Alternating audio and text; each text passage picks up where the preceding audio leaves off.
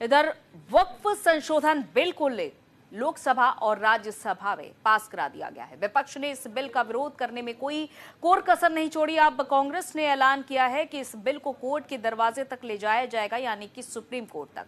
और इस मुद्दे पर हमारे संवाददाता आनंद कुमार सिंह ने केंद्रीय राज्य मंत्री बीएल वर्मा से खास बातचीत की है, सुनिए। वक्फ संशोधन बिल लोकसभा के बाद राज्यसभा में भी पास हो गया और अब इसको लेकर विपक्ष लगातार प्रतिक्रिया दे रहे हों, लेकिन उस मुद्दे पर हमसे बात करने के लिए केंद्रीय राज्य मंत्री बीएल वर्मा साहब हैं। सर, इतिहास में बिलों पर इतनी लंबी चर्चा शायद ही किसी पे हुई होगी, लेकिन अब बिल पास होने के बाद कांग्रेस इसको कोर्ट में ले जाने की बात कर रही है। देखिए, मैं अपने को सौभाग्यशाली समझता हूं कि इतना महत्वपूर्ण बिल, वक्फ संशोधन बिल, जो लोकसभा में लगभग 2:30 बजे तक और राज्यसभा में तो हम आज 4 बजे के बाद तक राज्यसभा चलाए हैं, तब मैं कहूँगा कि इतनी लंबी चर्चा के बाद हमने सभी को अवसर दिया है और उस चर्चा को पूरे देश की जनता ने सुना भी है। तब मैं कह सकता हूं कि ये बिल बहुत महत्वपूर्ण बिल था। दोनों सदनों के सदस्यों को, माननीय सदस्यों को मैं बधाई देना चाहता हूं और आदरणीय मोदी जी इस महत्वपूर्ण बिल को सही समय पर लेकर आए। अगर मैं 2013 के बिल की चर्चा करूं तो मैं कहूँगा कि 2013 तक जितनी वक्फी संपत्तियां थीं, इन 10 वर्षों में दूनी संपत्ति हो गई, लेकिन जो उनकी इनकम थी वो इनकम नहीं बढ़ी। कारण क्या है? तब चूंकि वहाँ पर जवाबदेही इनकी थी, लेकिन कहीं ना कहीं पारदर्शिता नाम की चीज़ नहीं थी।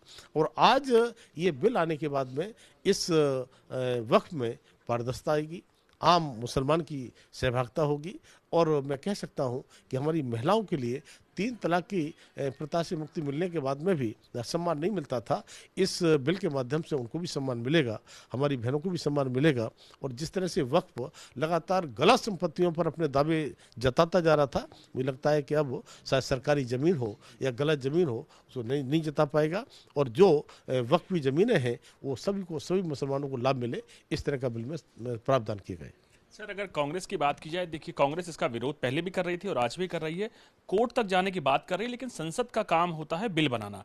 कोर्ट अब इसको ले जाने का मतलब क्या सर?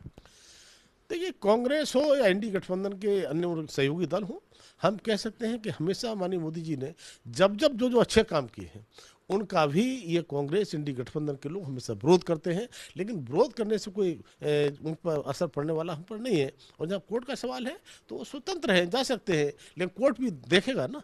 जिस तरह से हमने उस कुछ चंद लोगों की मुट्ठी में से निकाल करके उस वक्फी संपत्ति को आम मुसलमान के लिए लाने का काम किया है, तो कोर्ट में जाएंगे तो कोर्ट में भी राहत उनको मिलने वाली शायद नहीं। आखिरी सवाल सर मेरा मायावती से है, क्योंकि आप भी उत्तर प्रदेश से आते हैं, मायावती पूर्व मुख्यमंत्री रह चुकी हैं, उन्होंने भी वक्फ का विरोध किया है सर।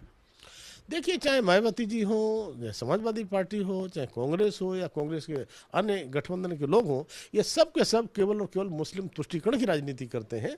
इसलिए इनको देश से, देश की जनता से, उनकी गरीबी से, उनकी समस्याओं से मतलब नहीं है। केवल वोट की राजनीति करने के लिए ये मुस्लिम तुष्टीकरण बढ़ाने का काम करते हैं। लेकिन मुझे लगता है कि इन सब को इसलिए फांसी पर जाना पड़ा है, अभी और फांसी पर रहेंगे। बहुत शुक्रिया सर हमसे बात करने के लिए। कैमरामैन भूषण के साथ मैं आनंद कुमार सिंह, न्यूज़ इंडिया, दिल्ली।